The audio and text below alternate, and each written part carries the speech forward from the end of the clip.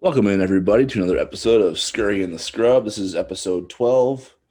We got no guests and no ideas for you today, so we're just gonna spit fire and see if it works. My guy Jordan Scurry, with me as always. Yeah, Jordan, how's your week been going, man? Like, was first of all, I want you to tell this story like on record because I'm just laughing about it. I am only laughing about it because it's never happened to me, and I don't see how it could happen to me, especially with technology these days. Like it's just there's just too many reasons for you not to be that unaware of the situation.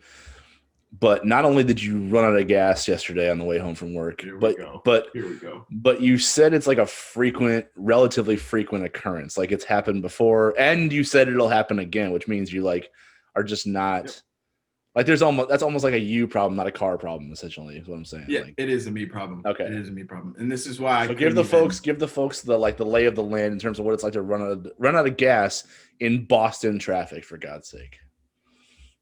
Well, I'll just start with I'm an idiot, and that's just that's how we have to start these things because I'm an idiot, and I guess you could say I'm just.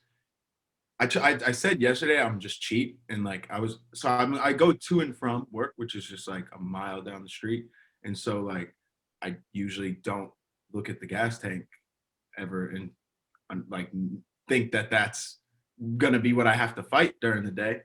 But after going to work the past 3 days up to yesterday on to and from, because I didn't really go anywhere else. It was nice out, so I got to just walk around. But I ended up losing gas and getting stuck right on the turn. I was at the light, and this is how I know. Okay, I drive a 2010 Chevy Malibu. My mom has a Mercedes. You know the Mercedes when you pull up to the light, or like any of the newer cars, like when you pull up to the light and the like ignition shuts off, like so the car's burning less gas and it's just quiet. So my car doesn't do that. Like when it gets to the light, it still rattles and it's really old and it's really loud and the engine's loud. So Yeah, it I drive still a does that. 2011, so I don't have any. Yeah, I'm with you on that one. Yeah. Yep. Yep. And so I got to the light, but then the engine shut off. And I was like, wait a minute, this isn't my mom's car. And so I got out and I was like, oh, we're going to have to fight this one today. But luckily, I just called my brother and he came. He brought some, we had gas just for like the snow blower and the lawnmower in the garage, just laying around. So he brought me that, filled up right at the light as everyone drove by me and flipped me off and was pissed. And it's hard too, right? Because now with masks on, like I couldn't tell if they were trying to help me when they rolled down their window or they were just yelling at me. And so I was out there for a good 15 minutes until my brother shows up. And then I finally got it to a gas station, put some gas in, and it was a smooth little operation. But yeah, it's not the first time. My brother actually, when he pulled up, he was like, well, at least you're not on a bridge this time, because the first time was back in high school and we were going to the Cape during the summer.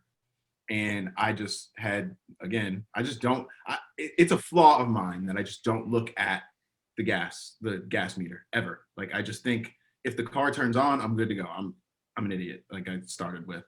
And so the first time this happened to me, I almost got on the Bourne Bridge to go to Cape Cod, and I was literally at a Dunkin' Donuts right before, or whatever. It's either Dunkin' Donuts or IHOP. I was in shock, and I was just so happy that the car didn't stall on the bridge that I don't really know where I was. But yeah, I've lost gas before. I ran out of gas before. I ran out yesterday, and I'm probably gonna run out again in the future. So I appreciate that you're just kind of leaning into it a little bit. You're not you're I not don't know what full. it is. You're just like, you know what? I do. This is just something that happens to me, and it's gonna happen. Like it's kind of a package deal. Like, hi, I'm Jordan Scurry, and I run out of gas a lot. Like, wait, what? That's what? Yeah, that's me. See, That's who I am. I think I like to push my limits. I think that's what it is with this gas thing. I don't know why, but and it's just like another day you don't have to put the 20 in the gas tank. I'm like, oh, I don't know. I'm done. There's no real logic behind why I think the way I do about like this gas meter and not caring. I have no idea. Like I wanted to say I was like, oh, it's because I'm cheap. It's because, but it's not even that. Because it's like I spent $10 on lunch right before, so I don't know. why I was so Oh, hesitant so to just go to the gas you went station. and used gas money on like food, like that's what you were doing while you were out at the moment, like No, I you had actually just no, spent I something. no.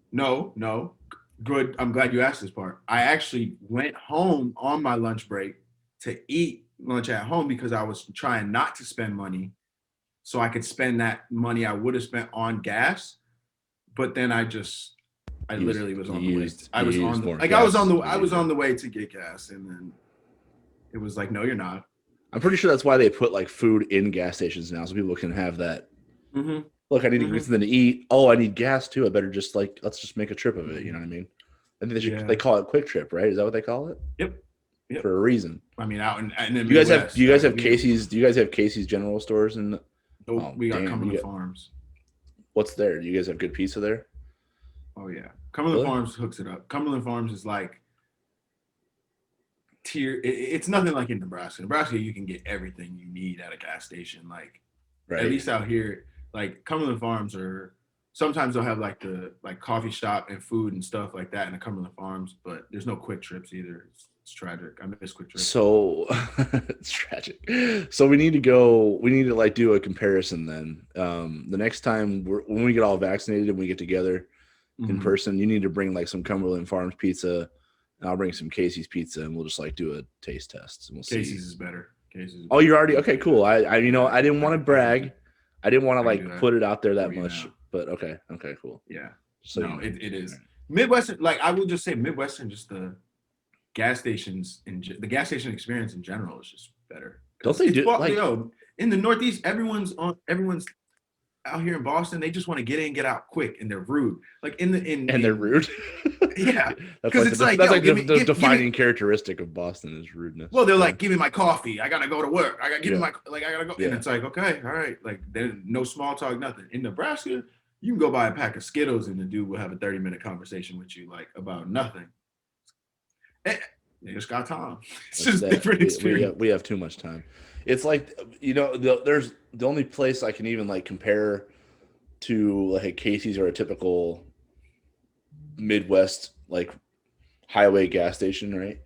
Mm-hmm. Um, I was in North Carolina when the volleyball team was there in Chapel Mm-hmm. Hill, like 2015, I think. So Mm-hmm. my brother actually lived in North Carolina, so I just skipped the hotel process and flew right to like bunk at his crib essentially, and um,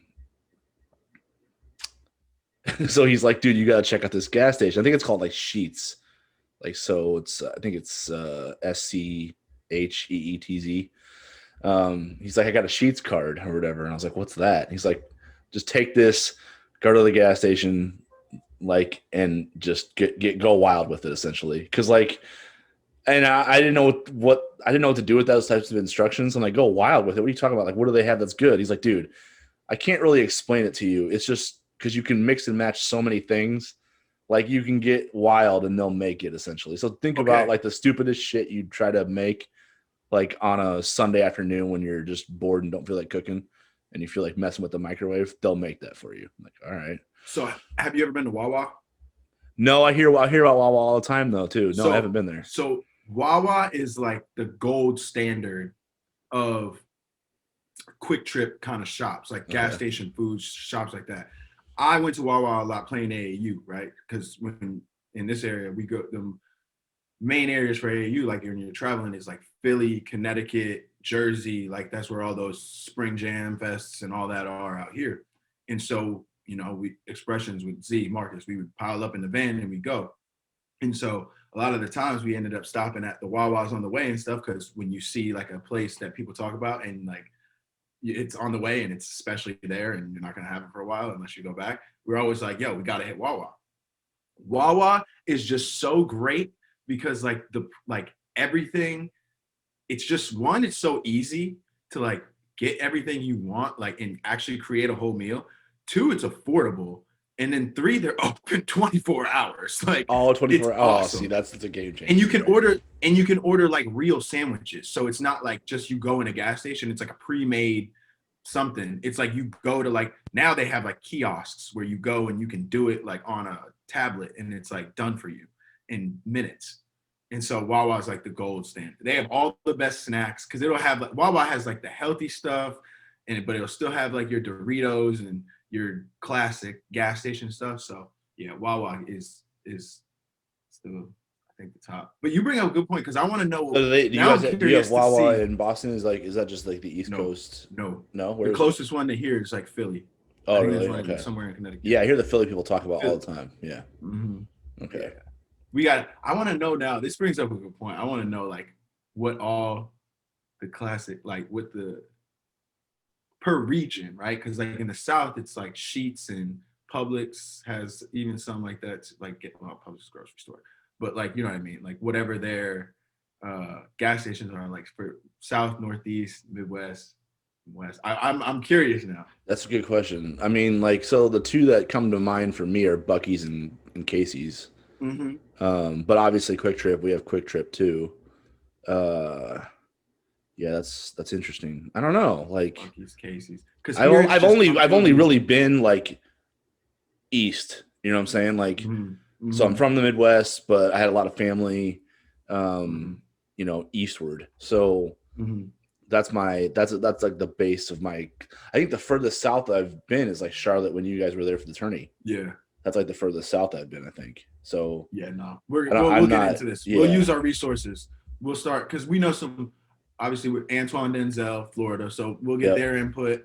We know obviously Maurice is out in Philly. We'll get his Wawa input. We can get some California guys. We can hit up like Cole Huff. We can see what the deal is out there.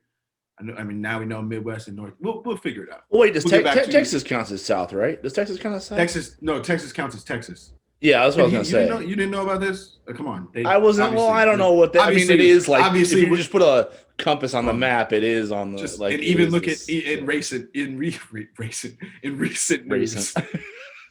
He goes racing. No, he didn't. You did not just combine those two words. Oh my god. Oh, okay. I can't get these AirPods to stay in my ears. I'm saying we're racing. deleting this and starting over. What did you just say? He said Great. in recent times. In recent times, Texas was. Oh my god. In recent times, Texas. Jeez, dude, right. I hope we don't keep repeating that word. Is crazy. You said recent. Yeah, so I guess I've been to Texas. Like when the team was there in San Antonio. And the thing that I love about Texas is Whataburger. That was the first time I ever had Whataburger. I've never had it. Yeah, Whataburger and In-N-Out Burger, they have it in Texas, and so that's like those are like the big burger chain like fights in terms of like I guess pop culture goes. Like everybody says, In-N-Out is like the Cali style stuff. You know what I mean? Like it's like Sonic style where you can like, I don't know. It just feels like it has a different type of vibe to it, and but it's horrible. It wasn't even good. They put like salad dressing on the burger. It's like that's disgusting. Highly overrated, man. Yeah. Whataburger though, like we were out every night on the Riverwalk in San Antonio and just like, getting alcohol poisoning essentially. Like Whataburger was the like cathedral of the end of the night. Like we went there and like saved our lives. Just Marcus raves about it. Marcus Foster raves about it's like his favorite. He said, and like I saw him actually recently even like just tweet about something. He was like, my first meal from whenever I come home from overseas is always Whataburger, and I've never had it. Oh, you never had it? Oh, dude, yeah. Maybe I have maybe I had on like an AAU trip back in Texas, back in like high school, but I can't even remember. That was too far out for me to even remember like that. I wasn't even into food like I am now. Right. So. No, I've had In-N-Out. San Antonio was 7 years ago, and I have not stopped thinking about Whataburger since, and I haven't had it since. I hitched a ride with. This is how like you have to do things when you're a cheap organization and like trying to cut funding. I hitched a ride with like the pep band down to Austin when the volleyball team made the Elite Eight. So I'm riding. So I'm talking to is like the marketing guy. Like his name was Colin back then. I think he's at KU now.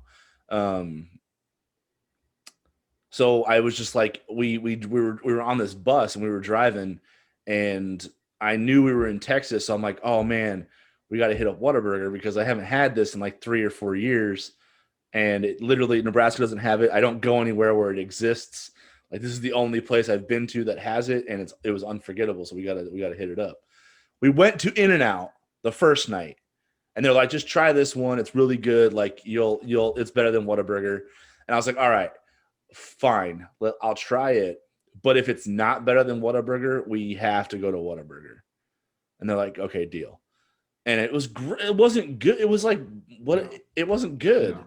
Like I'm serious. Like this, it's like salad. They say it's like the sauce is amazing. It's salad dressing. It's Thousand Island salad dressing on. It's Thousand Island. Yeah, it's gross. Not good. The fries are bad. Yeah, it's only ever fun. Like I think it was fun for me the first time I had it, just because the experience, and then like the hype wears off because you're like, wait, this isn't actually that good. I don't know. I like the secret. So whatever. I hated it. I hated it. And I was like, all right. So Whataburger's back on the table now, right? They're like, yeah, deal. We're heading home now. Tournament's over or Elite Eight's over. Driving home, it's like, it's probably 11, 12. It's midnight-ish, So we haven't, no one's had dinner yet. So we are going to stop somewhere and get some food for the road, essentially. And I see a Whataburger like right out my window. It's like to the left. It's not, maybe it's not on our path home, but it's there. It's like, take one exit, hit it up, pop back on. We're good. I tap him like, hey, yo, Whataburger. Let's go. There it is right there. And he's like, man, I don't think we're going to stop right now. I'm like, dude, you said we would get it. And now we're heading home. This is like the last one we're going to see on the way. It's right out our window. It's like, take this exit, make a left. We're in Whataburger's parking lot. And he gave me the no-go. And we ended up stopping at some little, I don't even know what it was like some nothing gas station. That's foul. Yeah.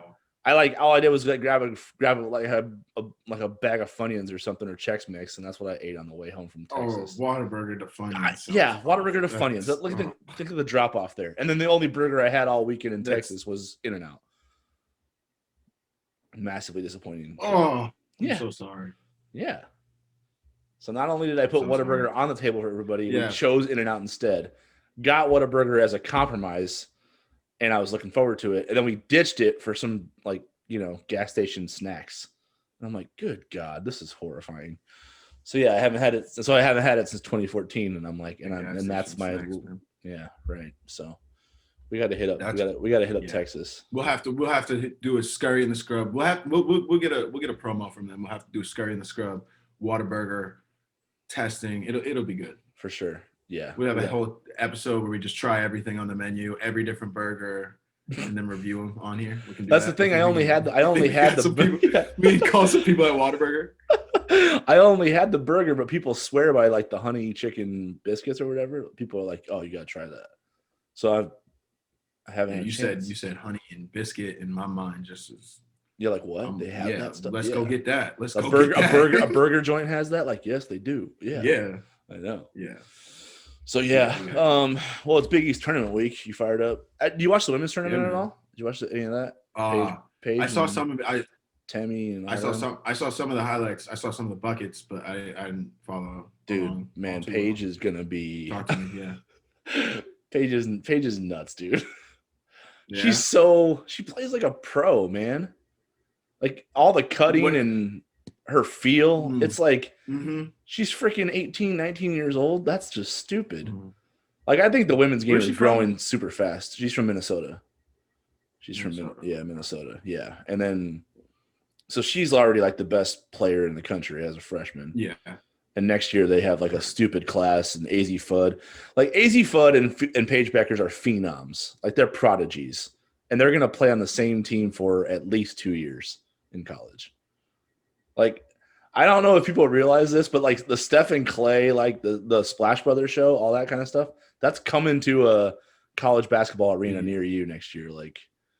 They're that A good. Big East arena near you. A Big East, yeah. They're coming to DJ Sokol Arena near you. Yeah, I know. How fired up are you that you get to watch that for the next 2 years? Well, God, I'm just waiting for my shots, man. I hope it's like in. I swear, watch. I'm gonna get these like vaccinations, and then they'll wear off by the time Paige and them come, and then I'll have to get another one. Like, I'm just like, of course. That's a good. When are you planning? Do you have plans on getting vaccinated? Well, Nebraska sucks at life, so everything. I think they're in like the 56 and up age range right now. Is what they're at right now. So yeah, or no. Maybe they're older than that. 66, 65 and up, or something like that. Because my mom hasn't reached her bracket yet, and she's 60. Okay. So yeah. You know, slow as we go in Nebraska here. Yeah, y'all got that. I'm hoping by the end of I can start talking to somebody to set up an appointment. Seriously. Oh, you're about there, huh? Okay. Yeah.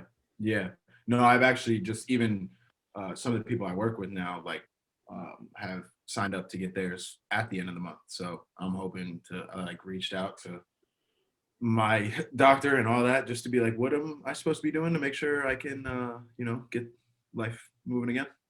So We'll see. All right, brother. Well, we're gonna if like you get vaccinated, we'll have to like turn you into a official podcast correspondent and just send you all over the place. You know what I mean? Exactly. Just like go hit up actual sporting events like the NCAA tournament and stuff. And be like, all right, Scurry in the Scrub on location because we got a vaccinated host, so we're good to go. Exactly. Get that thing in. But yeah, I mean, Creighton made a crazy run. Honestly, that's what like Flan does. They like take these teams, like they'll go in and I mean, they came out of the play-in round in 2016. Yeah. 2016 in Chicago, they came out of the play-in round, made it all the way to the finals.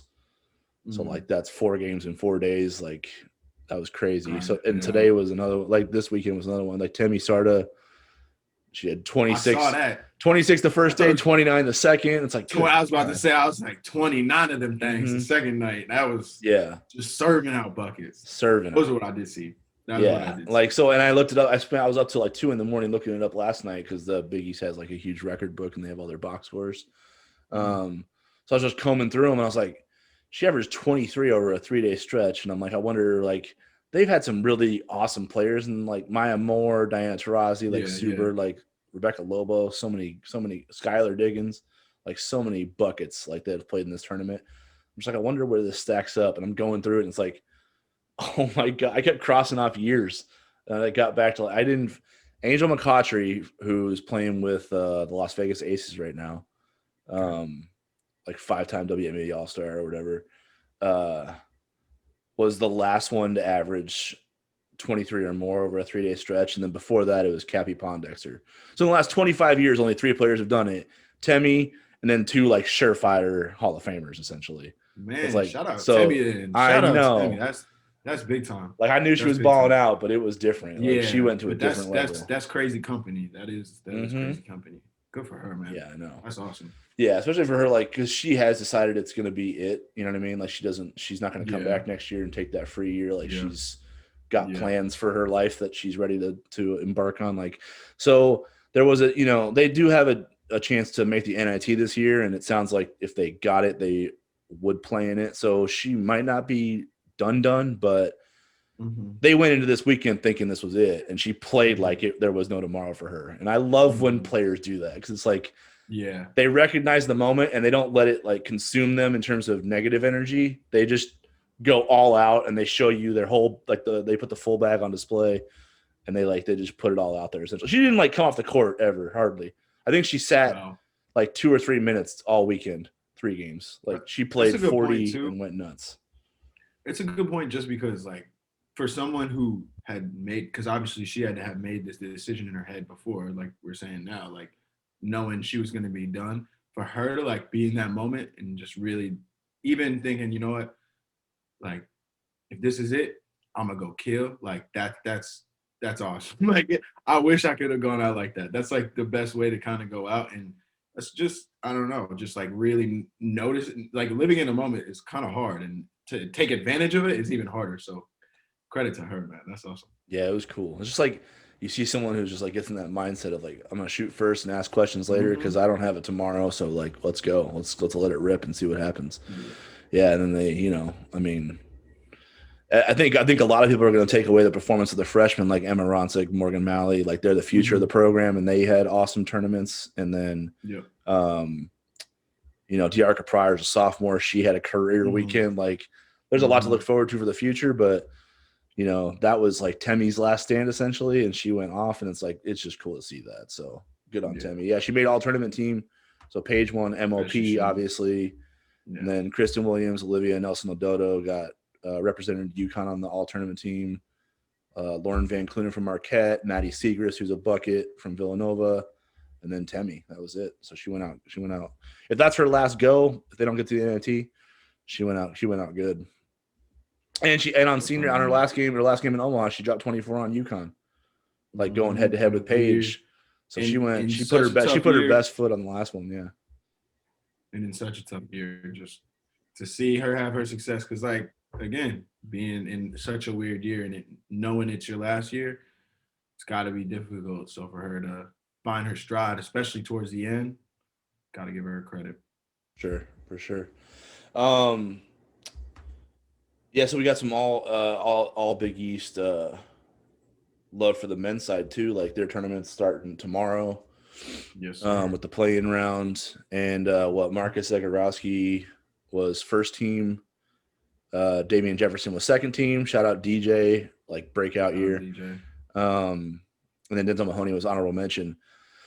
Like coming out, so he Denzel coming from SEMO, Southeast Missouri State, goes sixth man of the year in his first year in the Big East, and honorable mention in his senior year. Like that dude, he came to play at this level to kind of maybe not prove it to himself so much as prove it to like the world, essentially, like the college basketball world. But it's hard to argue with that. What that man put up, sixth man of the year, and then honorable mention. Like he did everything he, came here to do. Won a Big East title. He's got a tourney in front of him. Like Denzel, like put his money where his mouth is. Essentially, like he put himself in that spot and he performed.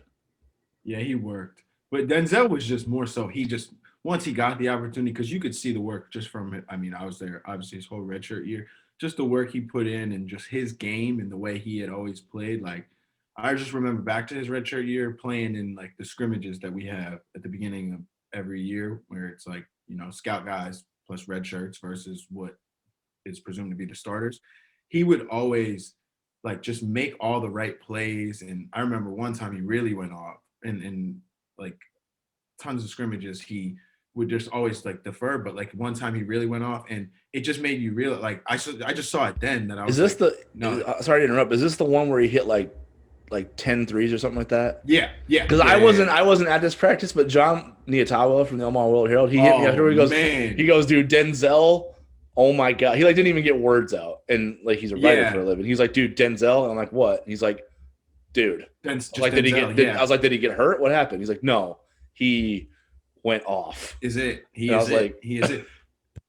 I just knew early on, man, because especially like I'm saying, obviously I was scout, and so since it was his red shirt, we had played a lot together at the beginning, and it's like the way he played, you could just tell. There's some guys who you're just like, these dudes are just fun to play with, whether they're on or off, but they're really fun to play with when they're on. And he was that dude who was like, oh no, when he was on, it was like, oh yeah, this is a different caliber of dude, because when he's hitting like that, and then he can get to the basket, it's really and then he starts hitting mid-range pull-ups. It's like, what do you do?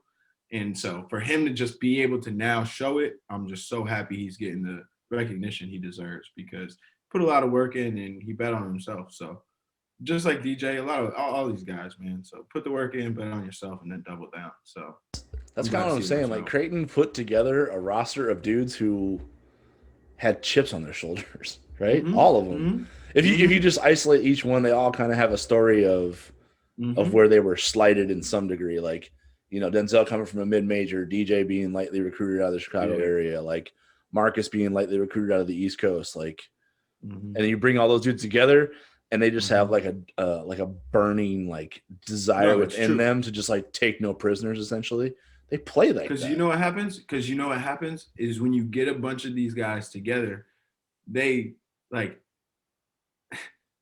enhance each other's like chip on your shoulder, if you get what I'm saying, where it's like You don't think they all sit down one day and we all don't sit down and talk about like, man, that dude was recruited over me at some school. This dude was, and we're like, man, all these dudes that were, let's go beat up on them and show them why like we should have been recruited over these, why we should have been gotten that recognition, like all of it. So you put that together and let that all add up to one, I guess, team chip on the shoulder, you're gonna get good results. Yeah, it shows, right? So speaking of chips on their shoulders, like I don't know what went into this. I mean, honestly, I'm getting kind of tired of seeing this like every year, but like they just got to figure out like a media contingent or a player segment of voting that like offsets this coaching stuff, because I'm starting to wonder if coaches actually watch film of anyone but their own team to try to like, I don't know how, like I know Creighton watches film, but I don't know how many people across the league watch like other people's players. How are Marcus Zagorowski and Colin Gillespie not unanimous first team all selection Big East players? Like how? Who has them out of their top, what is it? It's 6 spots, right? So who has them out of their top 6 in the league? Who's better than them? But Mamu Kelishvili and Jeremiah Robinson Earl are the only unanimous guys, which I don't think, I'm not like bagging on them for being unanimous, but I'm like, how are Marcus and Colin not? That's crazy, right? I don't know. Cause like in the one thing I did consider when I saw that, which just doesn't make sense to your point now, but I was like, are they just like rewarding guys who are like been with their programs for longer or whatever? But I'm like, wait, nope, Colin and Marcus both never been anywhere else, never anything. So that one took me a little bit to even get through. I still don't. They're the straws that stir the drink for the best teams in the league. They're like, it's Creighton. And I love, we can get into this in a second too. But Creighton and Villanova are the top 2 teams in the league. And then there's a gap, right? UConn's coming on, but they that's 4-0 right there. UConn didn't beat either of those teams. They don't belong in that tier. If you're 0-4 against the group, you don't belong in that tier when that tier is 1-1 against each other, right? Like UConn, Creighton and Villanova split with each other and swept UConn. There's a gap there. That's putting a gap there. That's like on-court results speak for themselves. And they played them with Book Night, so I don't want to hear that. Like Book Night dropped 40 and Creighton still beat them at their place. So no. I'm trying to think how I'm really trying to wrap my head around how Marcus wasn't unanimous, or Colin even. I don't know.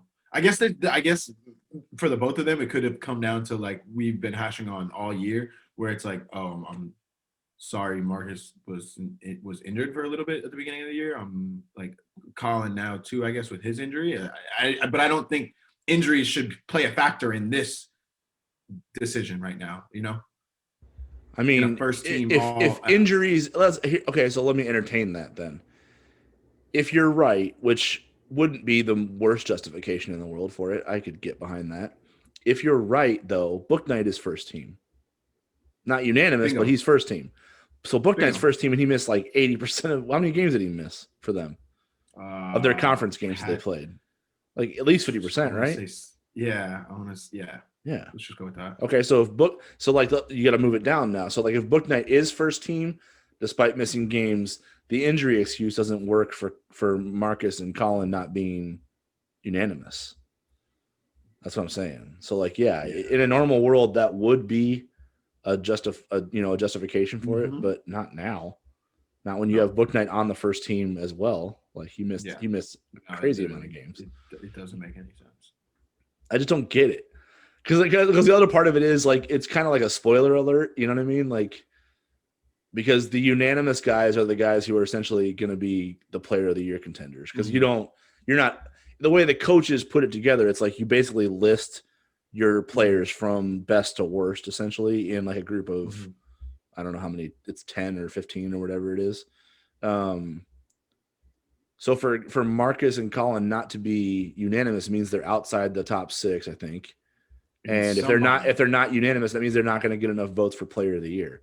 So basically the player of the year, so the player of the year vote comes down to themselves.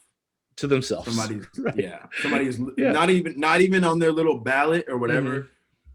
somebody's lying to themselves, or They have to be. a group of people, maybe even worse. Look at the way Villanova has played without Gillespie, and you're telling me he's not a unanimous first team selection? Like, ask yourself in your mind: is Creighton a second weekend type team or and a Big East title contender without Marcus Zagorowski? Ask yourself that. Man, and if the answer is no, then you know their impact. Like, it's craziness that we keep doing this shit. Yeah. Like last year with Tyshawn, Defensive Player of the Year. Like, why are we just like? Why are we just not acknowledging the obvious? Like, why are we so afraid? Why'd you remind me? Because it's the pattern that I keep following. Jaylee Winters in volleyball. Jaylee Winters in volleyball. She was the best player in the damn league all 4 of her years on campus. I swear to you, I'm not lying. From the jump, she was like taken prisoners. She's like, I am the best. I have a killer instinct that no one else can match. Like, the numbers reflect it. And she won 1 Player of the Year award in 4 years. She was a starter from the jump. They won titles every year. That's like the Elite Eight, Sweet 16. In her case, that's more of the LeBron effect, where it's like, is it your greatness just gets because your greatness is so consistent and so good. Like, they just sometimes get bored with it, and they're like, oh, I guess we got to involve others, even though you are the best. And the funny part is too, like I've been told that her Player of the Year award that she won as a senior, it wasn't even like unanimous. Like, she almost didn't even win it. Like, it was close. And it's like, yeah, that does. Come on. Like, what are we doing here?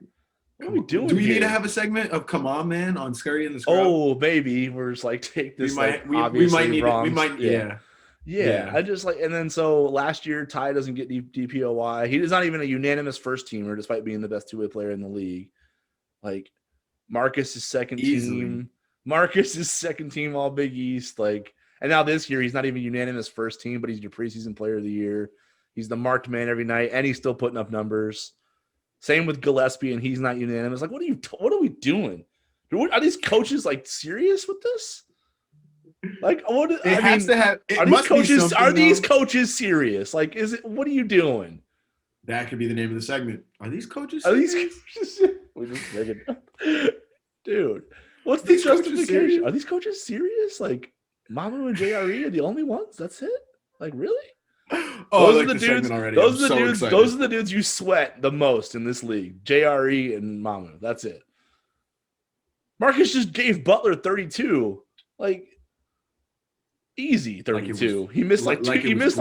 Like it was breathing. Yeah, like it was took like 6 shots and scored 32 points. Like, wait, does math even add up on that? I'm like, I don't know, but he didn't sweat out there. He dropped 32 easy. Yeah. He was just jogging. He was getting his conditioning. He was like, that was light. He was out there to talk to his guy, talk to some seniors, just chill. Like, all right, man. Light work 32, easy 32. And it's like, do your thing. It's like, all right. I mean, and I'm not trying to disrespect Mamu or JRE. I think they're studs, but yeah, if you're telling me they're better than Marcus and Gillespie, you're crazy, right? You're crazy. But they're going to be those are the dudes who are going to battle for play. I mean, because the unanimous selection means they have enough points for Player of the Year, essentially. So one of them is the Player of the Year in the league. I'm like, I can't live with that. What's great though is what it's going to come down to is the Big East tournament, and Marcus is just going to ball out because he's got a year of last year of just he literally wasn't able to play and wasn't going to be able to play, and that's in his mind. And now being healthy for this point in the season, he's going to bring that chip on his shoulder into the Garden, and I think we'll see who should have been unanimous.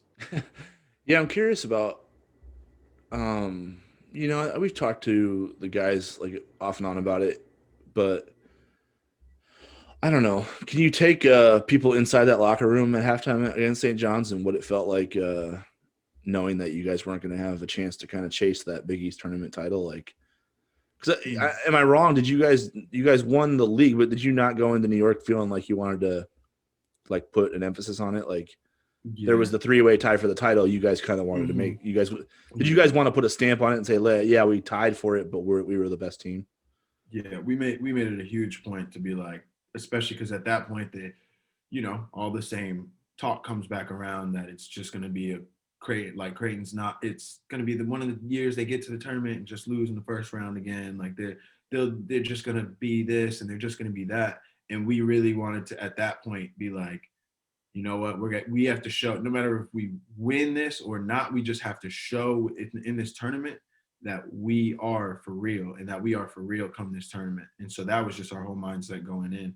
So it did make it really tough, I think, when everything went down the way it did, just because we had put so much emphasis on like where we have to prove this, like to like we got to go prove a whole nother um thing wrong, because winning the Big East isn't enough, because now it's the tournament starts. So we're like, we just have to show people the Creighton they're gonna get come the tournament. And so yeah, not getting to actually display that is tough. But And I can remember Marcus's face too. Like, I don't know if you had any yeah, talks with him like that whole week or whatever, but he obviously went and got the surgery, and he knew he wasn't going to play. yeah, The outside status felt like was kind of up in the air, but he mm-hmm. knew he wasn't going to play in New York or in the NCAA Mm-hmm. tournament. So I can remember when you guys were warming up for St. John's, like there was no smile on his face. Like he was not enjoying um, the time, if you will. He was just sitting on the bench, kind of like, he would check his phone every now and then, but he looked pretty depressed. You know what I mean? He looked pretty down. And I think it was because, he obviously knew what we didn't know was that he was done for the year essentially. So I wonder, like, do you think that's going to like that drives him? Do you think he thinks about that still? Like that he didn't get that I mean, I think his whole career he's only played one game in New York, right? The Xavier game. And and as a freshman, he didn't play last year as a sophomore, and then this is his chance. Like, and I know Michael won a title there with Syracuse. Like, he cut down nets there. Like, I have to imagine this is a goal for Marcus, right? Like to win the Big East tournament. It's funny you bring that up about Marcus last year, right? Because I actually just listened to the JJ Redick podcast, and they talked about how us as athletes, and I always felt this way, even us as athletes, when we're injured, there's just this inherent guilt feeling, right? Like you just feel guilty, like it's an injury and you can't control it, but you just feel like, and you're doing everything in your power, you're rehabbing, and Marcus, he rehabs like none other when he was injured, and he's puts his focus into like all that. And so there's just this feeling of guilt, and you could see it the most with him because he really carries the weight of the team. Like he really, and he always has. As a point guard, it's just kind of natural to do so, but he is always like we're out there. Nobody on the team at that point was thinking about like Marcus's injury like that, where obviously we're locked into a game, and he's still like there, like, and he feels guilty he can't come out on the floor with us, and we're like, dude, you're injured. Like it's like we get it, like you're doing everything you can, like what could you have done to do this, and he still feels that. So this is like it was tough for him, and I'm just glad he's healthy at this point this year, because I think he's going to have the opportunity now to go and get that out and finally be able to just compete in the way, instead of feeling like he felt last year at the end of the season, Yeah, I'm super curious to see what he does, because Mm-hmm. he's one of those guys, like we've talked about it 100 times. He's got that different gear when the moment like demands something of those type of people. Like he goes there, and I'm curious to see what type of performance he puts up, like and how the team plays in general. Because the other part of it is obviously, Matt got reinstated after the 1 game suspension from Butler. So, I don't know, man. I don't know how that's gonna go if you put the cloud back over the team like that, or if they can just ignore it all and move on and focus Mm-hmm. on what they need to do. Because Mm-hmm. I don't know. We talked about it in the post game of Villanova, but they clearly looked like not themselves, right, against Nova. So like, how much of that is attributed to just the emotional toll of the last few days versus how much of it is like going to carry over to the Big East tournament and whatnot, and just like kind of having that, if Mac is present, does it make the situation present, or Mm-hmm. can the forgiving process be accelerated and they just focus on basketball altogether? Everyone in the fold, nothing, no distractions. Like, can they block it all out essentially? Mm-hmm. I'm glad Because you I brought don't this feel up, like I don't know if it's gone. No, I'm glad you Like, brought this up actually, because I did. I wanted to talk about this just because even in some of the conversations I had with the guys, right? When you think about it, you kind of got to break it down like this.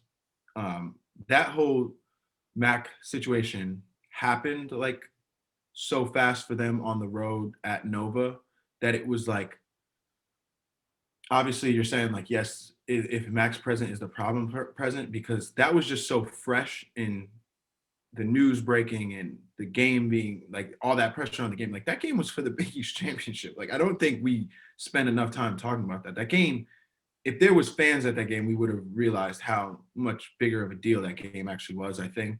And if like there's a lot to it, but I think it was so fresh then for the players themselves. I think the situation was so difficult to handle, and I think thinking about basketball in that instance was pretty difficult for all the guys, and it was actually pretty difficult for me in that day and time. But I think after, and I think the point that they've gotten to now and what I saw at Butler, although Mac was not there, I think what it became is there was a shift where I think you could see it visibly in some of the guys' faces, and then just even having conversations with them after. It's like it went from being about that issue to then after over time and guys being able to talk to other people and all that. By the time of the Butler game, it became about them. And now it's just about them, and they know that. And I think that's where I'm being an optimist, obviously, about New York, and I'm hyping it up like that. This whole incident didn't happen, but I'm very aware that it did. I'm very aware, and I'm very aware of the impact that has on the guys, and that's why I just think it's now just shifted into they've taken control of it. Where in that Villanova game, they didn't feel like they were in control of this situation. They didn't feel like they knew what they could say or where they could say it. And now I think as the dust has kind of settled, like they've found themselves in this conflict, I guess. And that's why I think it's now just about them as a team. And that's where I'm not as worried that Matt coming back in reinstatement will kind of mess with the vibe they had going on last game. that's interesting. I hadn't really thought about the way they handled the, obviously the pregame with Butler and then Marcus afterwards. I hadn't really thought about that being something they needed to do because I didn't know if they wanted to do any of that. I didn't know if they wanted to talk about this right now. Mm-hmm. I think the vibe I got in the days leading up to not only Villanova but the Butler game was that they they almost felt like this was like messed up that they had to be thrust into this conversation at Yeah. this point in the season because all they wanted to focus on at this point in the season was repeating as Big East champs, going to New Mm-hmm. York, making a statement, going to Mm-hmm. Indy and making history essentially, right? So, Mm-hmm. but yeah, but like, so do you think that by speaking out and letting their voices be heard on this issue, on this situation, on this incident, um, was like a weight off their shoulders a little bit, and now It it's was a easy. deep It's breath. easier for them to focus on basketball now that they were able to speak their piece openly and let Mm-hmm. everybody know how they felt Mm-hmm. about it, and not just let it like kind of fester and let speculation go wild. Essentially, Absolutely. Because think about that. Think about if your only like the only thing on your mind was basketball, and then this gets thrown at you, like in this time of the year, and then this gets thrown at you. But basketball still needs to be the only thing on your mind for your team and what you want to do. But then you actually do have to talk about this. You have to deal with this. And a lot of like guys, and I know if I was in the situation, I would have been upset with the fact that I have to deal with this. And also, I'm trying to win a Big East regular season title and try to make a statement in the Big East tournament, right? So it's very frustrating that it happened in the way that it did. And no, they shouldn't have, like, I say it's tough that they were put in that situation because they felt the responsibility like they needed to get it off their chest after, right? And they had to say something after, where it's like that wasn't at all what they thought they would had to have been doing at this point in the season. And so for them to, I'm proud of them in the way that they've weathered it, and now like in the way that they've been able to speak their truths, and that, like I was saying, that's just like kind of a deep breath for them that they were able to refocus from because the last thing you want to think about when you're trying to compete and play the game of basketball is this kind of thing. And so for them to just to have, I mean, time heals all, right? And so time healed them being able to just process it in itself. Like obviously it's more things need to happen and things need to be dealt with still, but it was just a weight off their It's shoulders. almost like Yes. easier to put it aside for a second. Just Mm-hmm. getting it off your chest in the short term is easier to put it Mm-hmm. to let yourself focus on basketball Yeah. in that sense and deal with that down the road. Mm-hmm. Essentially, is what you're saying. Mm-hmm. Mm-hmm. Yeah, that I mean, the way they played against Butler certainly seems like that was part of the process. Like, because you obviously they had conversations internally in the lead Mm-hmm. up to um, that senior day game, and then they put together that video message, which was pretty powerful. I mean, Christian and Sharif were like Den's Damien, like that whole segment connected together blew me away. And then Marcus afterwards, I thought he spoke from the heart too. And it's stupid too because people, I just don't get people honestly. Like they have those pre-recorded messages before the games that are what I believe to be their own words written on, Correct. like either a cue card or a prompter of some kind, and they're reciting it. So they're reading it essentially, but they're reading their own words, I think, and it doesn't sound genuine because they're reading something.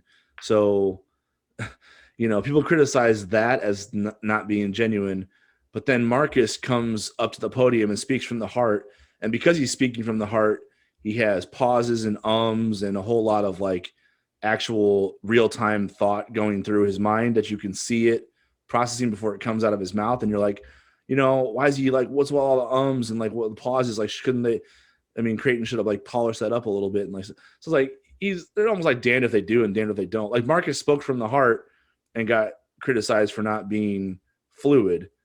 Yet when they do read their own prepared remarks, they sound like they're not being genuine because they're reading. So it's like what almost can't win in that situation. And I thought that whole thing they put together for senior day, before and after, from the minute Christian pops on the video board to Marcus in the post game before we started asking questions, I thought all that was heartfelt. I thought all that was as true as true of a look as we're gonna get into how they feel about this as there will be essentially. So when you look at No, the I way agree. when you look at the way they played in between all that, it feels like that almost helped get that weight off their shoulders because they could just address it, hoop, and like tell everyone, all right, it's basketball time essentially for us. Like we have goals that we want to accomplish still, and we need to focus essentially. Mhm. It was almost like it's nice that they could. It was like they came back from Nova, and it's difficult, right? Because like they weren't able to give any statement, and the players' voices weren't able to be heard before the Nova game, right? So it was almost like because that's hard if you're playing a game and you weren't able to voice how you felt about an issue, and you feel people are just watching you to play basketball. Then Yeah, that's a weird position to be in. for sure. So it almost was like after the Nova game, they could tell the world, almost every player on the team could use their platform and tell the world, like, hey, look, this wasn't okay. Like, in no way was I okay with this. In no way am I gonna let something like this happen on my watch. But I got a hoop right now, and like I'm gonna tell you that I'm in like I care about diversity and I am like they spoke their truths, whatever it may be. But they, at the end of the day, they got a hoop right now, and they got a hoop for themselves. And so it was almost like a way for them just to communicate. Look, this is where we stand, but it's basketball time for real still. So, no, we care, and we're working on these issues of racism, whether it's in our team, in the university, in the world, right? Like, no, we're working on them, but we got a hoop right now because this is what we are here to do together as a team. And So that's not on them, I thought it was good and for it's them. not on them. It's not on them either. Like, Mm-mm, mm-mm. you know what I mean? They're not the ones who stepped over the line. It's Mm-hmm. just because of the position that they're in, everybody kind of wanted to know how it affected them. And I think from the standpoint of, you know, dealing with it internally it probably hurt more than it helped because they weren't able to express, you know, how it did actually affect them, like one Mhm. to another. Like, a team wide message doesn't really, like when Wrench came out with his statement. I don't think Wrench was being disingenuous with that, but I also think that there's still some, um, you know, there's still something that needs to be like it's just different. It just hits different when it comes from a player, because if it's the players who are the target uh, of that phrase and terminology, like they're the ones who should be allowed to respond to it in real time and to everyone. If we're gonna, because you can't control a message like that. You need to have an open discourse. Like, you can't don't polish that up. Yeah, Don't play the PR game with that. You got to I let agree. them. You got to let the players have a voice and let them be Let heard, them because talk. it Also, affected them. yeah. It was directed at them, and they're the ones who are Mhm. going to be judged on performance now. Like, that's the way it goes. Mhm. So if their Mhm. performance is going to be affected by this, you should know how they feel about it in the first place. Otherwise, you're just speculating. So I think that Exactly. was good for them, and I do think basketball is sort of a therapy for them in this situation. Um, Yeah. but it is also, like you said, they have goals that they have invested a lot of time and Mhm. effort and energy into. They've put a lot on their Mhm. bodies to get through this season, to accomplish these things.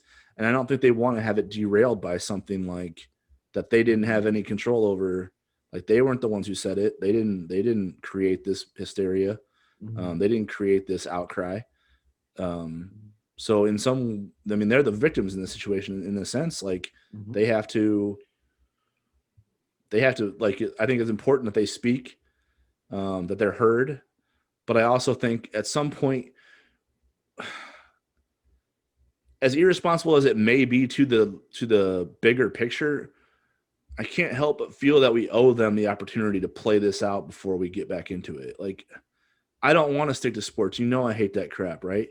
Yeah. Yep. But I can't help but feel like if we harp on this to the players side of it, if we Mhm. constantly ask them about this situation and it never goes away, essentially, I don't know if we're doing what they want in that, and I don't know if we're acting in their best interests. Because if Mhm. basketball is what matters to them right now, Mhm. do we owe them the opportunity to let that happen? Let it just be about basketball for the next few weeks before we dive back into this thing. I don't know, man. I don't know. I don't know That's kind of either. why I was wondering if what that suspension would do. Like, Yeah. once you remove Mac from the equation, bringing him back into it, you better make Mhm. sure that Yeah. everything's Yeah. been all those boxes have been checked along the way. Yeah. Because if you Yeah. bring him back It's yeah, into I it get and not what you're everybody, you know saying. what I'm saying? Like, it's hard to focus on Just make sure basketball. everybody's on the same page. Yes, because Bringing if him you're if back you in if you're now. like, all right, Make we're gonna sure. focus on ball now. If you bring Mac back, it's harder to do that. You have to understand, like, the Mhm. outside world is not Mhm. going to let you focus on ball, Yep. so you have to be Yep. ready to, um, deal with that distraction and still focus. Mhm. If that's what you want to Mhm. do, if you still want Mhm. to play and you still want to, like, chase your goals, like, everybody has to be on the same page with Matt coming back Mhm. for the Big East tournament and Switch tournament. Otherwise, because you can't I suspend them agree. again. You cannot I agree. resuspend somebody for the action you already unsuspended them for. You know what I'm saying? And Like, I you think it can't you goes can't beyond repunish that. them. I don't even think the suspension is what is important. I just think it's if there is any tension within uh, whoever it is within the program, right? With anything Mac has done, that I hope all the players have said everything they've needed to say to him. I personally have said everything I felt I wanted to say to Mac. I've Mm-hmm. had conversations with him on the phone, texted him throughout this past week and whatever it's been since it feels like a year, but this week that everything's gone It down. does feel like a And year, I'm right? just like, Yeah. you know what? Make sure you clear the air and make sure everybody in the program is saying how they really feel about this issue Mm-hmm. before they find themselves in the NCAA tournament and somebody feels some type of way still, and then a game come down to something and and it gets something's not heated. right in the Yeah, locker room, right. and Yep. something's not right in the locker. I don't want to hear that. So let's make sure. I think that's the only bad that can come from what you're saying in this reinsertion Mm-hmm. is that. And I just hope, and I'm believing in my people, at Creighton, that they are handling this in a way that the air has been cleared.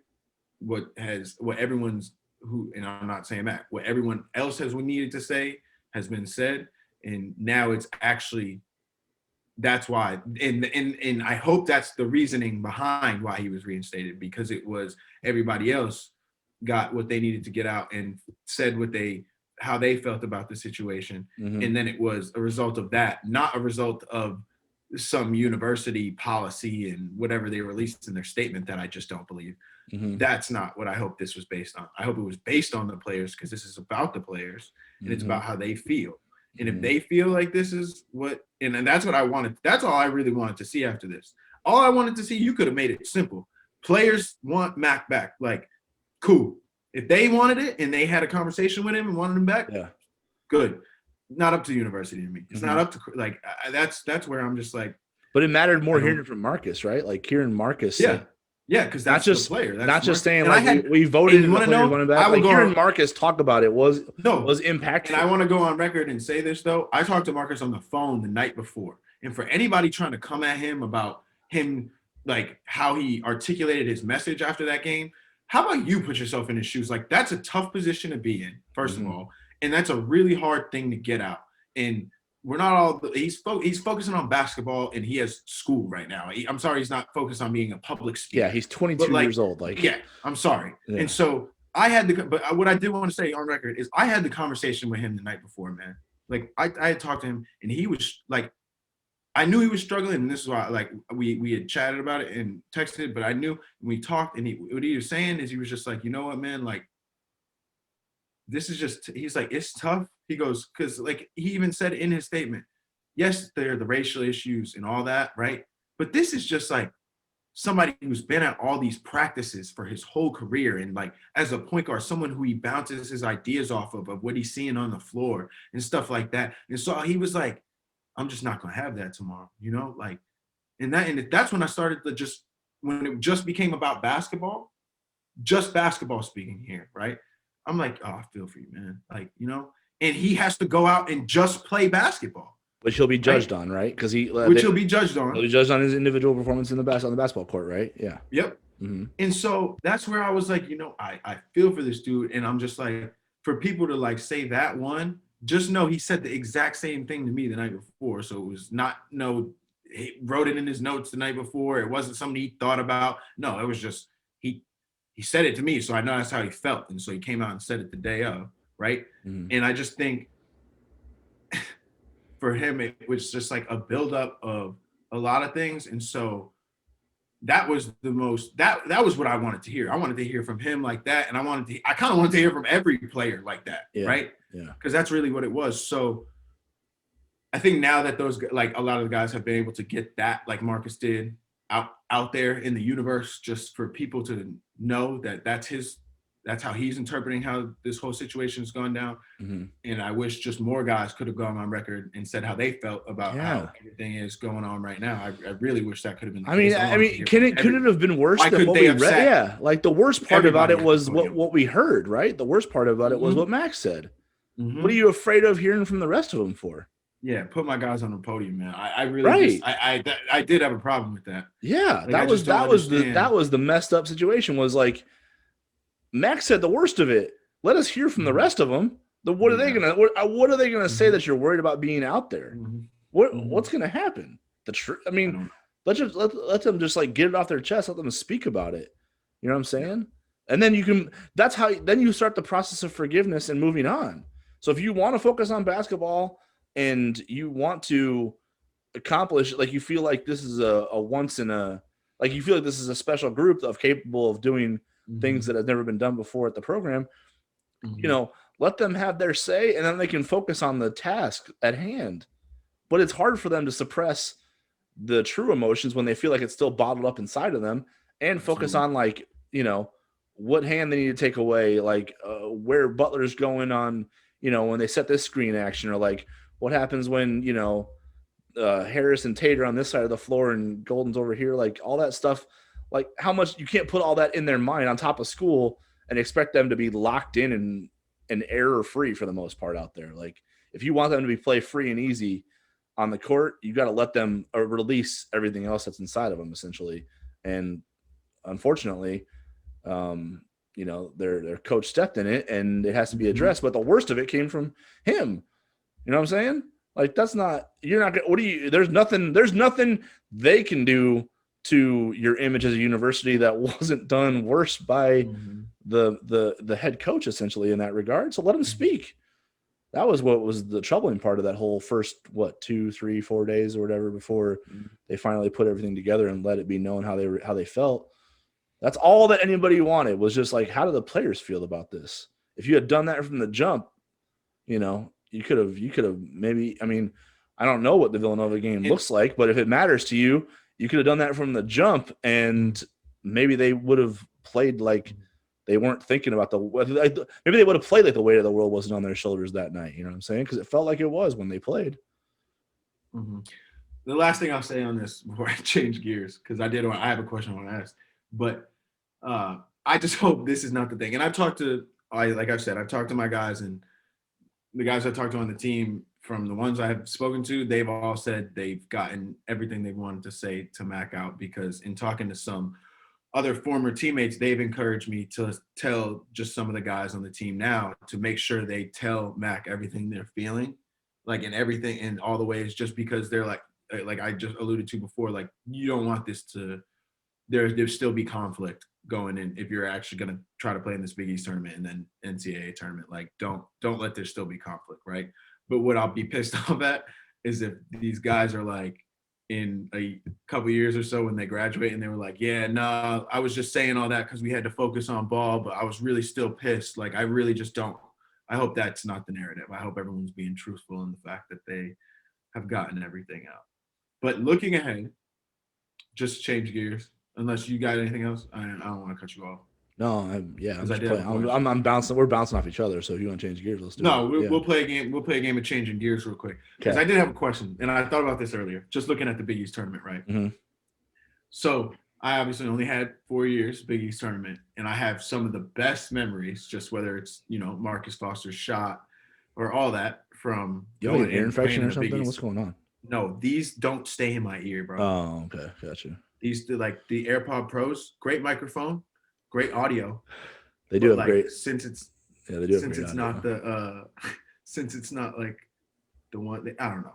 This one's probably okay. I was just making sure you were okay, like physically. Yeah, I mean physically. Other than.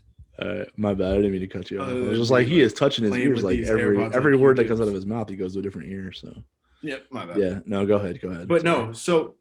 What do you have? So, like, I have some great Big East tournament memories just from playing in the championship against, like, a Josh. Like, I literally guarded Josh Hart, who's in the NBA now, in the championship game of the Big East, right? Like, awesome memory for me. Marcus Foster hit the big shot to get us there. I mean, that was just the one crazy year. But then, I mean, it's really fun just because I've had all the memories of when the Creighton fans traveled and all that. I wanted to ask you, because I've actually just never asked you this question even off air.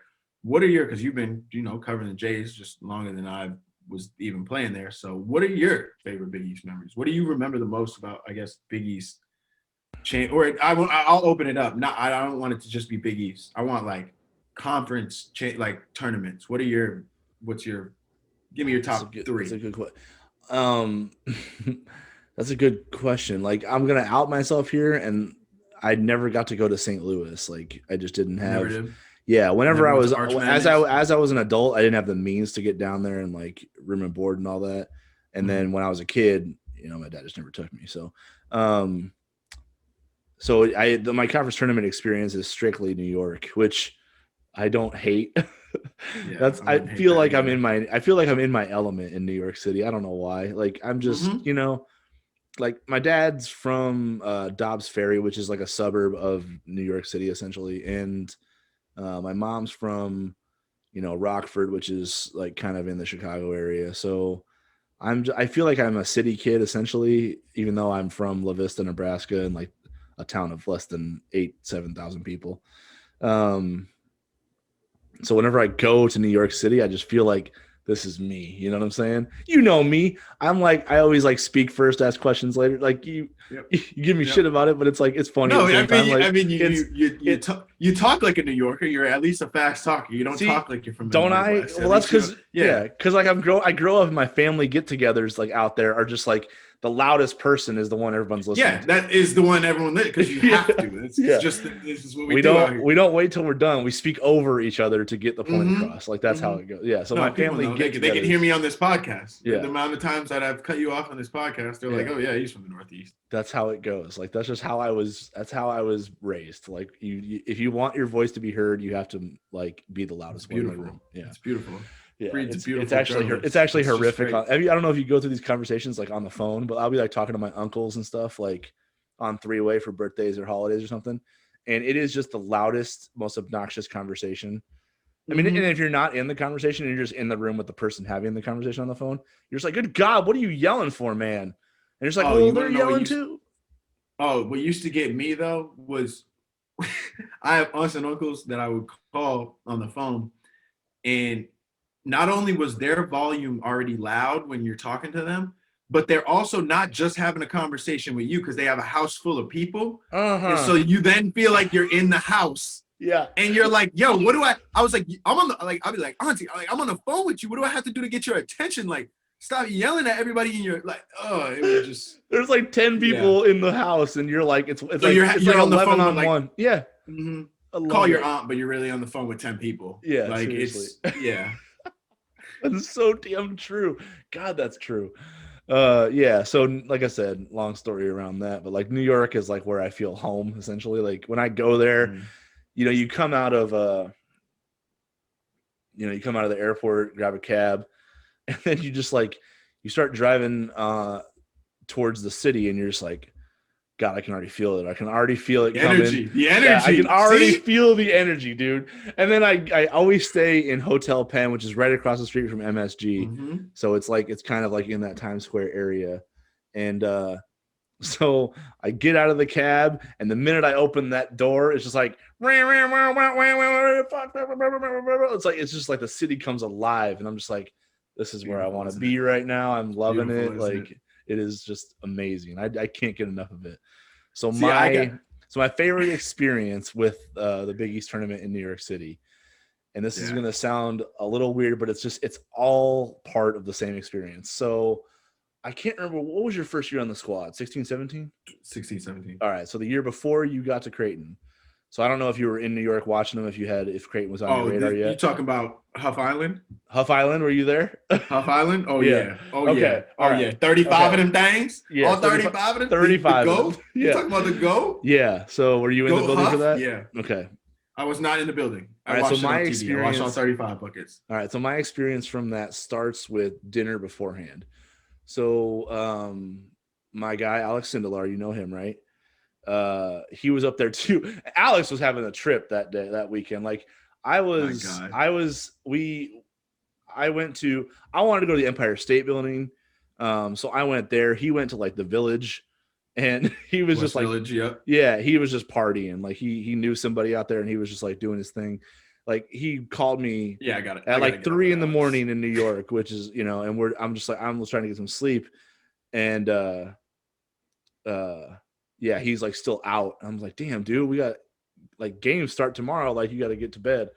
So anyway, so he was out partying the night before, and I went to the Empire State Building at like 1, 2 in the morning and just got some like, just took in the city essentially, got some good shots and like just consumed it all. And so the night of Huff Island, the night that he just like dropped a 35 piece, we went to, God, I can't remember the restaurant now. It was like some little mom and pop shop, Italian food place, like calzones, pizzas, that type of deal. So we went there for dinner before the game. Hopped in a cab and we're driving to the arena. And I don't know why this is the experience that sticks out in my mind, but it's just New York, man. Like, so there's this dude, and I don't know if you know Paulie from Rocky. You know, like the wearing the wife beater and like carrying the baseball bat and just like being a slob essentially. So like, Paulie, dude, come on. yeah, it's Paulie. Like, so that Paulie. dude, so essentially like Paulie is like standing on the sidewalk. There's like two New York NYPD cops, like, you know, within like a spitting distance from the man. And New York is like, New York puts his just trash as garbage out on the sidewalk essentially. So like, there's just mounds of trash bags everywhere. I know I'm not painting a great picture, but I'm just telling You you, didn't see any it's rats? part of Did the. you see any rats? I You didn't didn't see see. rats? I didn't see any rats here, but I think I figured out why. So this man is just like being obnoxious as all hell. Like he's like screaming at people and just like, you know, being a loud, obnoxious New Yorker. And he just like, we're in this cab and my window's down and we get to a light and we're just stopped at it. And this dude is like right out my window, like maybe 5-7 feet from me. And he's just like, man, I gotta piss so fucking bad. I was like, okay, I don't know why he's telling everybody go to the bathroom then, man. And he just drops it.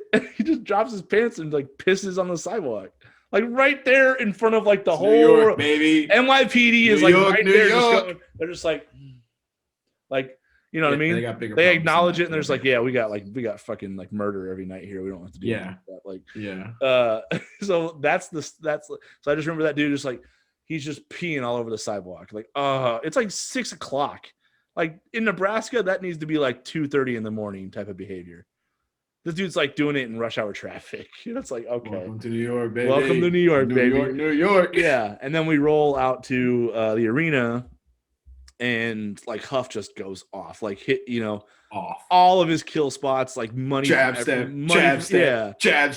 bucket, hitting that baseline J like it's his job. Like, oh my god, drops a 35 piece. Like it's a good ass game. Like Creighton had a chance to win it, but didn't.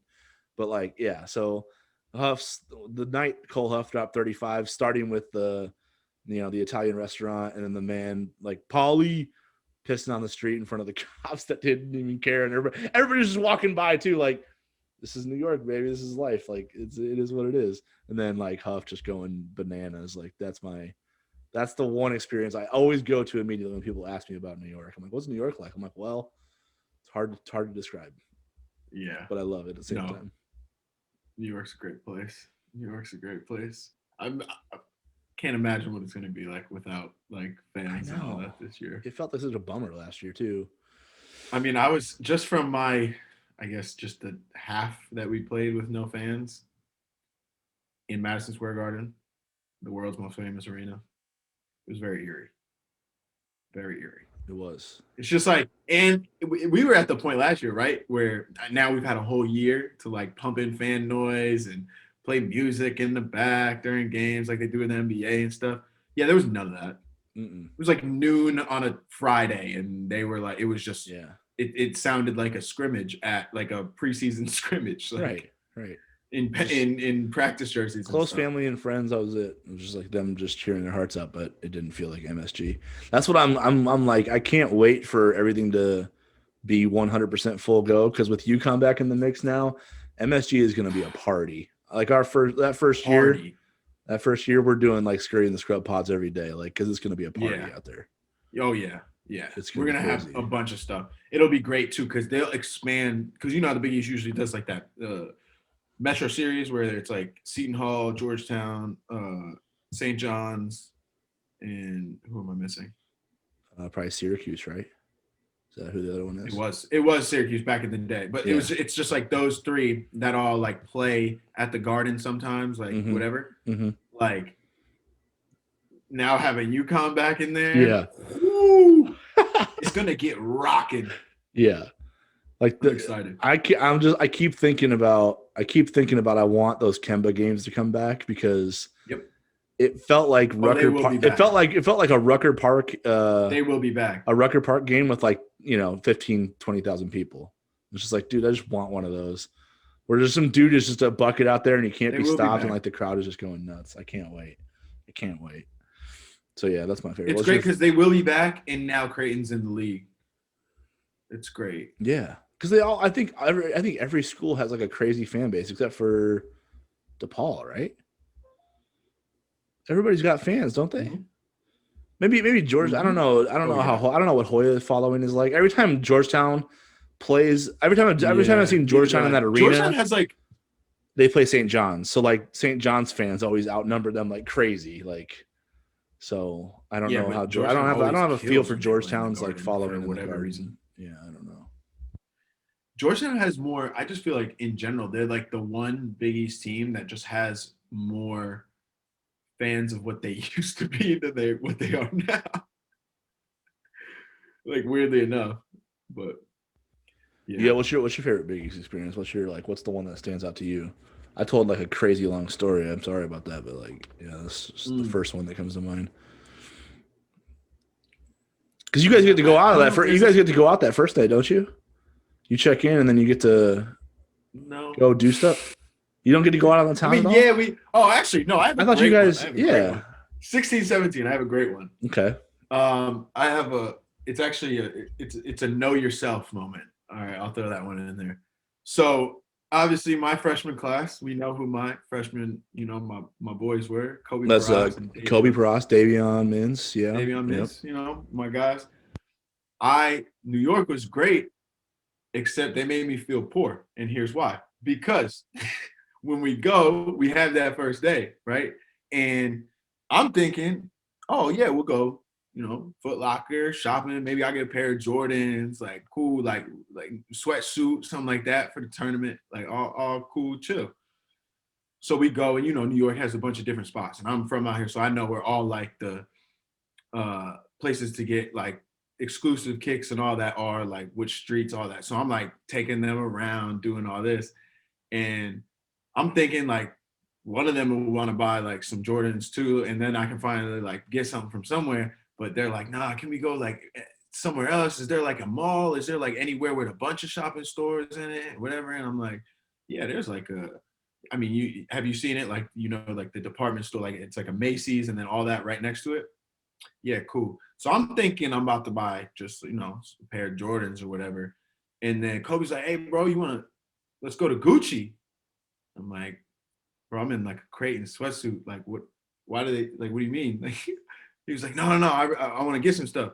So Davion's like, oh yeah, I want to get some stuff too. And I'm like, I don't know if this is just a thing we do where we act like we got Gucci money, or maybe you do. This is again freshman year, so I'm figuring things out and they're like, yeah, like let's go, come on, like whatever. And I'm like, all right. And so I go with my like couple $100 I was thinking of spending, and then the both of them just decide. Well, actually, Kobe buys 2 pairs of Gucci flip flops. Davion buys 1 pair of Gucci flip-flops and a Gucci wallet, and I bought nothing. And so I think that was the best know yourself moment I had in my life. You just got to know your lane, man. You couldn't let it go. You're like, if I do this, I'm broke, right? That was like the moment. Let what? I didn't have it. Let what go? Oh yeah, I was a freshman. Let what go? They were too though. They were too. Like, that's what they were. Yeah. But I wasn't on scholarship yet. Oh, that's true. I wasn't on scholarship yet. So I was like, these are cool. Davion, like when you're not using yours, can I wear them? Like, is it okay? Like, cause we were roommates. We were roommates at the time. I was like, is it cool if I like sometimes like whatever, trying to make a joke about it. But yeah, I guess that was my funniest New York story moment. That one, and then the other one was in the first 2 years, because you talk about it like you're like me, like you love the energy in New York, right? You love being around the energy, the rustle and bustle, hearing cars beeping till 3 a.m. and FUs and down the streets at 3 a.m. is like entertaining and it's funny, and then like guys like us can appreciate it. So you got thrown into my road roommate. Yeah. But my road roommate was Toby Hegner. Oh no. Who literally hates New York City. Yep. Hates it. Second we get off the plane, bro, it smells like trash, bro. I'm like, we're at the airport. Will you relax? Like, calm down. Like, we just got off the plane. It's the trash from outside the plane. Relax. And so he's like, bro, I can't even do it. And he would literally stay up. He would have to like smush the pillows on his ears, over dramatic. But he would have to smush it to fall asleep. Like, bro, I'm not even gonna play well tomorrow if I don't sleep. I was like, I could knock you out, bro. Like, do you really want me to just? I could help you because it's really not that bad. It's really not that bad. It's like, bro, the windows don't even like keep out the noise. And I'm like, where do they do that anywhere else? Like, I know. What do you mean? The only hotel you stay in hotels that like aren't in New York City. That's Yeah. that's how the hotels stay out of there. Or that's I'm how the like, what do you noise mean? stays out. You talking about the Hilton in Milwaukee? Like, Yeah, yeah, right. yeah, of course not. Like, Because there ain't any noise like New York noise. That's why yeah. they keep it out. Like So all the windows in Milwaukee would break if they've had a New York City like yeah, night to deal with. Like they would just shatter on impact. Like yeah, I yeah. love it though, So man. those got to be my two highlights, man. God, that's Toby hilarious. complaining all throughout the night, and then me just not having any bread my freshman year to buy anything at Gucci. I love it, dude. You're so right about the energy though. Like the minute you get there, you're just like, You can feel it. this is where I belong. But it definitely isn't for Mm-hmm. everybody, for sure. Like I could totally see. And No, there's I can see you now. Like you're like Eddie Murphy and coming to America. You're like, I'm home. yeah, I'm here. I am here. Here we go, dude. I don't know. This story has no context whatsoever. But last year, Those are my uh, favorite kind of stories. I think I put it on Twitter though, so I don't care about repeating it. Like earmuffs everybody for the kids that are listening. If you're still with us after the guy peed on the sidewalk. Uh, so last year, or recently. recently, he said, Everybody turned this off after recently. I started speaking freely. Yeah, I'm gonna have to like write that down so we don't forget it. Recently, so yeah, last year. So what was it?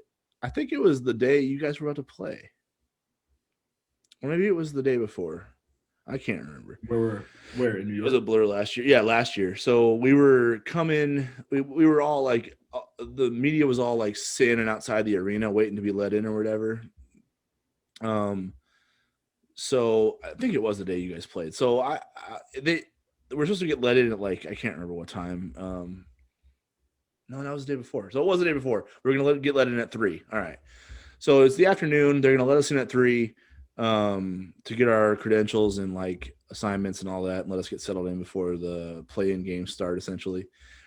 And we're all kind of like standing outside. Like, I mean, honestly, it was like more of us kept showing up, and they still weren't unlocking the doors or whatever. Mm-hmm. So I was like, well, whatever, man. I got time to kill. I'm gonna walk around, go find a pizza shop, get a slice, and come back.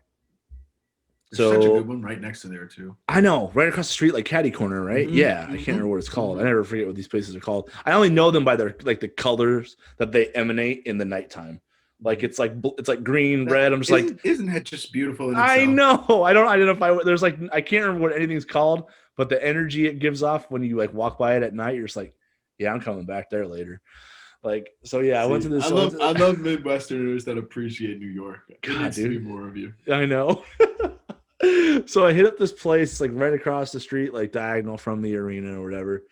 I walk in and it's like you walk in and it just looks like a New York pizza shop. Like there's like they have pre-made pizzas all over the place. They're already made. They're not like in the Midwest, everybody has like the cook to order stuff. Like, no. New York's got this stuff like sitting out there for you so you can see what it looks like when it's done, and they just cut it up for you and give it to you. All that. So yeah, like you're just walking in a line or whatever, and what was it? Oh, this place was bomb too because the manager pays them really well, so they don't take tips or whatever, right? Oh, wow. Yeah. So, but I was like, because I'm just used to tipping or everything, and I like appreciated the the business model. I'm just like, yeah, well, I'm gonna tip your ass anyway because like this is a good piece of pizza and like everybody seems happy and like in a good spot. So, just take that. Like he was like, I had to argue with him about taking the money. Like it was one of their workers or whatever. I'm like, no, you've been super cool. You've been super nice. Like, it's I'm travel logged and everything. I'm trying to like settle in. Like came I know out in New York. Yeah, for real. They're like, no. And I'm like, no, you're taking it. Here you go. So I just like threw him an extra 20 or whatever. And so yeah, I got my pizza and I'm walking and like honestly already I felt like a New Yorker then because you're folding it up and you're walking on the street and like no one cares that you're like eating in front of them and stuff. Like in the Midwest, you like gotta like sit down, like stay away from everyone. Like meal. Yeah, exactly. Like you can't into it. Yeah, you can't be like eating in front of people. That's like super rude. So in New York, you just eat on the go. It's like no one bats an eye at that. So I'm just like I'm sitting there at the crosswalk and waiting to cross, and like I got the like the tissue paper or whatever, like wax paper underneath it to keep from the grease from getting under your hands and stuff. So I'm eating that, and I'm about to cross back over to MSG, and there's this There's that like gyro truck, like Yep. right across the street or right on the sidewalk outside the building, outside the arena. And I don't know what happened, but this woman like got into an argument with this dude over something. They probably know each other. Mm-hmm. And god dang it, what did she say? So she comes out and she starts going in the crosswalk. Like they had it out essentially in front of everybody, and she wanted to get one last like word in. So she like stops in the middle of the crosswalk, in the middle of New York traffic. This woman stopped, turned around, and said like, "I got a big black pussy for you to suck, motherfucker." Oh And I yeah. was walking right by her. Oh, When she I said it, remember. and I Yeah, was you like, told me about this I one. was like, God, that is just like the most beautiful thing about this city is like no one cares about No. when they got something to say, they're gonna say it, and like everybody Yep. else has to accept that that's just like what they're gonna say at that moment. There are no innocent bystanders in New York. See, I've And I had this just love conversation that. I'm just before. like, this is the I've had perfect this way to kick off conversation the before. tournament. Because I've said the thing about New York is people say the wildest shit because they know they probably like in a city with that many people, they know they're not going to see you again, or even if you do, you're not going to remember it was that person. So you say crazy stuff like Yeah. whatever in Yeah. the street because you're like, yeah, I'm not going to see that person ever again or whatever. Nebraska, it's like you can't say that because that might be someone's like Yeah. Uh-huh. like someone like that might be the owner of like Like Dinkers. Like you 6 don't know degrees. who you're saying that In to. Nebraska, it's not 6 degrees of separation. It's like 2 or 3. Like you're talking to like a best friend's relative. You say that. Yeah, exactly. Exactly. Yeah. 100%. I love it. It's so true. Yeah. It's so she true. just stopped in the middle of traffic and dropped that line. And I was just like, oh my God, that woman's just beautiful right there. Like that's like she just like embodies the city. And I'm like, I love this. That's the stuff people are gonna look at me like I'm crazy now. Like, that's the stuff I appreciate about New York City. I love the honking. Yeah. Just everybody speaking. See, everybody's saying it with their chest. Like that is like what I love about New York City. Mm-hmm. Like the basketball is fun, but like it'd be the same. It's the same conversation we had before where it's like, yeah, I love the dudes like just in being in journalism, right? It's like you love the dudes who just go into press conferences and just speak their mind instead of trying to be all buttoned up and like say the correct answers and all that. It's like, yeah, you love New Yorkers because they're not worried about saying the right thing in small talk or just talking about the weather. Like New Yorkers are going to just tell you how it is. Like whatever it is, they're going to tell it to you. Always. I don't know what it is, but they're going to tell it to you. Yeah. If you don't know what it is, just go to New York. You'll find out. Yeah. You'll find out what it is. It is. You ever want to like, you ever want somebody to like really tell you what you're all about? Just go to New York. New Yorkers, like true New Yorkers, the city, like the ones who are in the city every single day, they always have time. They always got time to tell you. Like they're moving too. They got places to go. That's the thing about the pace of New York too. Like the pace of conversation. Because they have places to go, they have to speak their mind quickly and firmly. Yeah. So you know where they stand. There is no like working around. Yeah. There is no workaround. Like they just tell you how they feel and they move on to the next task. Like I love it. Yeah. So they had a whole big like, blow up in front of everybody. And then she had to get one last phrase in. So she stopped in the middle of traffic and said it to him. And I was just like, God damn, that's beautiful. Just like that woman is just so, that's the most honest person I've ever met. And I don't even know her. Because she stopped in the middle of New York traffic. She could have got herself killed. You know what I'm saying? She could have got run over by like 6 or 7 cars in that time that she turned around. But she had one last thing to get off her chest before her day, before she moved on with the rest of her day. And she shouted it for everybody to hear too. And no one moved. Yeah. No one was like, damn. No one stopped and was like, oh, what's going on? Or like, yeah, it was just like she said it and everybody's like, okay. I just love that. I'm just happy. I think the one thing I'm happy you haven't seen yet though is the New York rat. Because those are that's when they're the size of small cats. So no, they are. I've had to have this conversation with some people because the one thing that I can't back New York about is the rats because it's actually ridiculous. And they're like genetically mutated, just ridiculously steroided out rats. Like they are. It's just a fact. They're like if you found yourself like, oh no, if you had to fight like 3 of them, would you feel like worried about your chances? No. I would actually think like I might die after. And if I don't, I could. And even if I did take them all out, like and made it out alive, there's no way one of them doesn't scratch or bite me and I die from a fatal disease. Like there's no way, like I'm losing that battle 9 out of 10 times. Like, whether I defeat all little master splinters or not, I'm just still dying. Like I was thinking that same thing too. Like, oh God, he dropped the line. Whether I do it or not, like it's going downhill quick. It is. It's just it's not. Because like I have friends from like California who would be like, yo, like, what's up with like the New York rat? Like they would be like, yo, I saw a New York rat, like I'm never going back. And I'd be like, you know what? I can't argue that. Yeah, like there's one thing I can there's one thing I can't be like one of my friends who lives in New York, like still to this day, like even if he sees a mouse, he freaks out.